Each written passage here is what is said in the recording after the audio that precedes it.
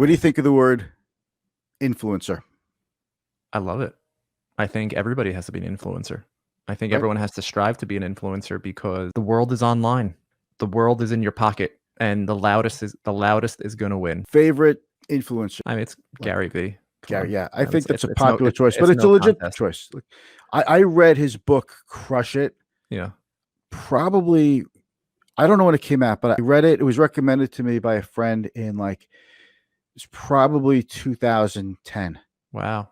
2011, or maybe that's when it came out, but I was mesmerized by the book, and it just basically tells you with proof that anybody could be an influencer. I like Yeah. to be a thought leader / influencer. I think it's kind of the same thing as what you were saying. We Mhm. all have to be an influencer because you all have to have that personal brand.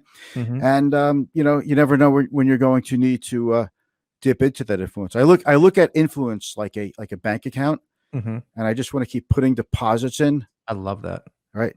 And I take good care of it. I take very Yes. good care of it Yes. That's because a I never great know when I'm going to need to make a withdrawal. it's a great analogy. And like you can, it's all about giving value, right? You have to give value to your audience.